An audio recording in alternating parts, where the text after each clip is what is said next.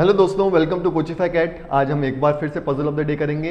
आप एक बार ये देखिए, इसका स्क्रीनशॉट ले लीजिए। मैं चाहूँगा एक बार आप खुद से सॉल्व कीजिए और फिर उसके बाद हमारे साथ देखिए कि हम इसको कैसे सॉल्व करते हैं। मैं क्वेश्चन रीड करता हूँ। Each of the 6 people John, Ted, Humpty, Dumpty, Jack and Jill is from one different country among India, Japan, China, Australia, America and England. So 6 लोग हैं और 6 डिफरेंट कंट्री से हैं and are sitting around a circular table. तो circular arrangement का question है, but may not be in the same order. Further it is known that John, who is from China, is sitting adjacent to an American who is not Humpty.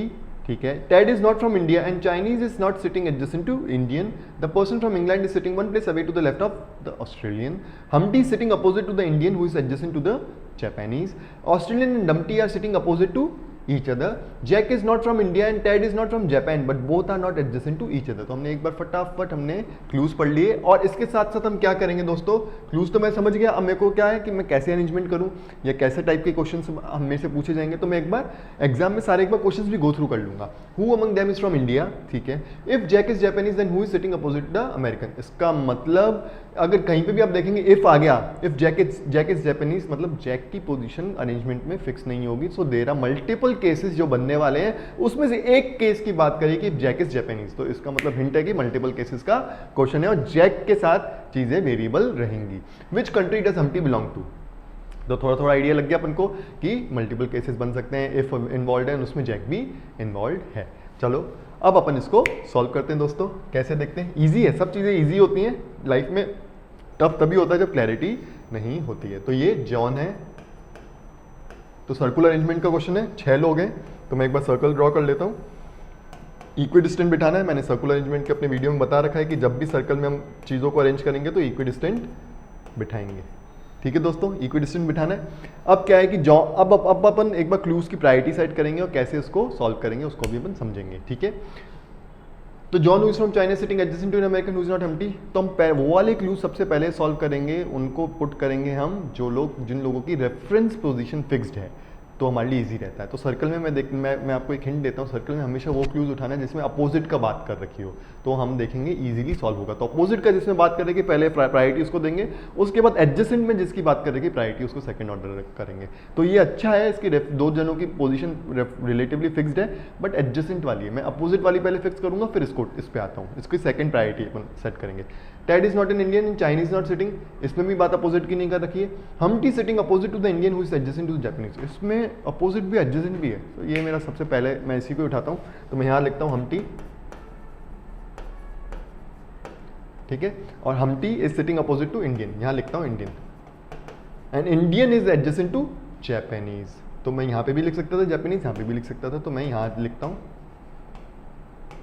ठीक है, अपना एक और case बनेगा, मैं जिसको वहाँ पे जापानीज लिखूंगा। जब वहाँ लिखूंगा तो आप जब आगे सॉल्व करेंगे तो देखेंगे अपन अटक जाएंगे, फिर अपन को यहाँ पे जापानीज लेके सॉल्व करना पड़ेगा। आप चाहें तो एक बार अपना खुद से सॉल्व कीजिए, इसलिए मैं कह रहा हूँ पहले आप खुद से सॉल्व कीजिए और फिर हमारे साथ चलिए कि हम इसको कैसे सॉल्व करते हैं। तो जापानीज यहाँ पे भी हो सकता था, जापानीज वहाँ पे भी मैं पुट कर सकता हूँ। ठीक है दोस्तों, चलो मैं आपको पुट करके दिखाता हूँ। एक और अपन सर्कल बनाते हैं। ठीक है, मैं यहाँ शॉर्ट में लिखता हूँ आई, या हम्टी, या जे। थोड़ा शॉर्ट में लिखेंगे ताकि वहाँ पे अपन कर पाएँ। अब देखो, अब मैं नेक्स्ट लिखूंगा एडजेसेंट वाला। अब दो अपोजिट के हैं, Australian and Dumpty are sitting opposite to each other, ये भी अपोजिट वाला है और एक एडजेसेंट वाला है। अब मेरे को देखो, अपोजिट वाला हो सकता है कि ये एक पेयर खाली है जहाँ पे मैं ऑस्ट्रेलियन एंड डम्टी को फिट कर सकता हूँ, और दूसरा है कि हो सकता है मैं इसी को ऑस्ट्रेलियन मान लूँ और इसको डम्टी मान लूँ। तो वो तो जापानीज है वहाँ तो अपन, और यहाँ पे भी हो सकता है मैं इसको ऑस्ट्रेलियन मान लूँ और जापानीज वाले को डम्टी मान लूँ। तो अभी मुझे नहीं पता इस पर कैसे करेंगे काम, तो इसलिए एक बार इसको छोड़ देते हैं। पहले इसको लेते हैं, John who is from China sitting adjacent to American who is not Humpty. तो क्योंकि मुझे पता है यहाँ पे कि चाइनीज इंडियन के पास नहीं आएगा, इसका मतलब चाइनीज यहाँ तो आ नहीं सकता, चाइनीज या तो इधर आएगा या तो इधर आएगा, और चाइनीज के बगल में ही किसको बैठना है, अमेरिकन को बैठना है, अमेरिकन को बैठना है। तो इसका मतलब चाइनीज इधर भी लाऊंगा तो वहाँ तो जापानीज आ गया, यहाँ हम्टी आ गया। तो मैं कहाँ डालूंगा चाइनीज को, कहाँ डालूंगा दोस्तों, तो मैं चाइनीज को इधर रखता हूँ और ये जॉन कर देता हूँ, और इसको क्या कर देता हूँ, अमेरिकन। ठीक है, इसको अमेरिकन कर देता हूँ। अच्छा, अब ये केस होता, अगर ये केस होता तो मैं क्या करता, चाइनीज को कहाँ डालता, चाइनीज को यहाँ लिख नहीं सकते, चाइनीज को अगर यहाँ लिखता हूँ तो अमेरिकन ये होगा, ठीक है, और चाइनीज़ को ये लिखता हूँ तो अमेरिकन तो वहाँ नहीं हो सकता, तो मैं इस केस में क्या करता, चाइना को यहाँ लिखता और अमेरिकन इसको मैं अमेरिकन देता। तो ये क्या है, चाइनीज़ है, जॉन जॉन है इसमें, है ना, तो जे। तो मैं कंट्रीज़ को ब्रैकेट में डाल देता हूँ ताकि सबको पता रहेगा कि कंट्रीज़ किसको कह रहे हैं अपन, है ना, ताकि एक यूनिफॉर्मिटी रहेगी सॉल्व करने के लिए, यूनिफॉर्मिटी रहेगी। तो कंट्रीज़ को अपन ब्रैकेट में लिखते हैं, ये भी ब्रैकेट में लिख देता हूँ, जॉन को बाहर लिख देता हूँ, नहीं ये तो नाम है, ठीक है दोस्तों,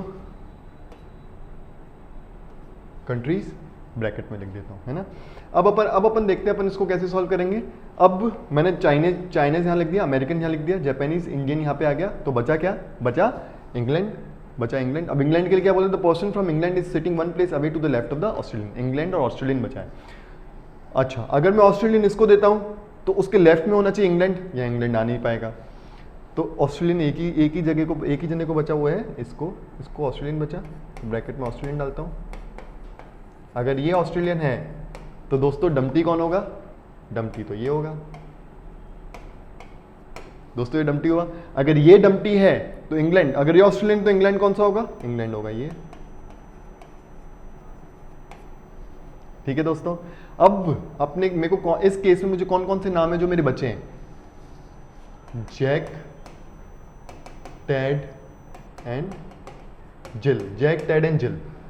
अमेरिकन, जापानीज और इंग्लैंड में जैक, टेड एंड जिल बचे हैं। अब ये बोल रखा है कि जैक एंड टेड एक साथ तो नहीं आने वाले, तो मतलब जैक एंड टेड एक साथ तो नहीं आ सकते कभी भी, दो में एक साथ नहीं आ सकते। अच्छा, पहले टेड के लिए क्या बोल रखा है, Ted is not from Japan, Ted is not from Indian, Indian में तो है नहीं, आ नहीं रहा। Ted is not from Japan also, Ted को मैं यहाँ नहीं डाल सकता, टेड को या तो यहाँ डालूंगा इंग्लैंड या अमेरिका में, टेड को यहाँ पे डालूंगा इंग्लैंड या फिर अमेरिकन में, ठीक है दोस्तों, दोनों में से कहीं पे भी होगा। Jack, Jack is not from India, Jack is not from India, Jack India में तो है ही नहीं, तो जैक जापान में जा सकता। अगर टेड इंग्लैंड को चुनूंगा मैं तो जैक यहाँ पे नहीं आ सकता, जैक को अमेरिका में आना पड़ेगा क्योंकि दोनों एडजेसेंट नहीं होंगे। तो फिर यहाँ पे कौन आएगा, जिल, जिल वहां पे आएगा जहाँ पे जैक और टेड पहले हम फिक्स करेंगे, और जहाँ जैसे जैक एंड टेड पे, अब तो यही मल्टीपल केसेस है, हो सकता है टेड यहाँ पे हो एक केस में, तो यहाँ पे अपन जैक नहीं डालेंगे, जैक डालेंगे अमेरिकन में और यहाँ डालेंगे जिल। और अगर अमेरिकन में मैंने टेड डाला तो फिर मैं जापान में तो अपने, अगर मैंने अमेरिकन में टेड डाला है तो फिर जैक, जैक फिर जापान में भी आ सकता है, इंग्लैंड में भी आ सकता है दोस्तों। तो फिर मैं जहाँ जैक को केस चुनूंगा, यहाँ पे अगर जैक को डालूंगा तो फिर यहाँ पे जिल आएगा। जिल के साथ कोई भी कंडीशंस मैच नहीं, जिल के साथ कोई भी कंडीशंस नहीं है, तो जहाँ जैक और टेड जैसे हम प्लेस करेंगे उसी के बेसिस पे जिल आएगा। तो अब ऐसे ये नंबर ऑफ मल्टीपल केसेस हमारे बनेंगे, बाकी सब जो एंटिटीज है वो फिक्स्ड हैं। तो ये क्वेश्चंस इसको है, अब मैं यहीं तक इसको सॉल्व करके यहाँ पे रख दूंगा। अब इसके बेसिस में आगे क्वेश्चंस पढ़ूंगा और उस हिसाब से मैं केस चुन के अपना आगे आंसर्स कर दूंगा। तो ऐसे केसेस को ऐसे करना होता है। अच्छा, अब देखिए, जैसे मैंने आपको यहाँ पे बोला था कि जापानीज यहाँ पे भी रख सकते हैं, ठीक है, मैंने ये भी आपको बोला था कि जापानीज यहाँ रख लेते हैं। अगर मैं जापानीज यहाँ रखता तो क्या होता, चलो आज उसको भी देखते हैं। तो एक बार दोस्तों, एक बार ये नोट कर लीजिए, इंडियन, ऑस्ट्रेलियन, जापानीज के अपोजिट चाइना, इंग्लैंड के अपोजिट अमेरिका, क्योंकि आगे के जो तीनों क्वेश्चन हैं वो आपको सॉल्व करने एज अ होमवर्क। अभी मैं ये बताऊंगा कि अगर मैं जापानीज को यहाँ रखता, यहाँ की जगह यहाँ रखता, तो मैं कैसे इसमें अटक जाता, ताकि आपको वो भी समझ में आना चाहिए। तो एक बार ये नोट कर लो, हम्टी ऑस्ट्रेलियन को बोल रहे हैं, डम्पटी इंडियन को बोल रहे हैं, जॉन को चाइनीज दिया है, और जापानीज इंग्लैंड और अमेरिका के बीच में ये तीन रोटेट करेंगे, जैक, टेड एंड जिल, ठीक है। अब मैं यह बता रहा हूँ आपको, थोड़ा क्लियरली बता देते हैं इस पर। अगर मैं ये इंडियन होता और इंडियन के एडजेसेंट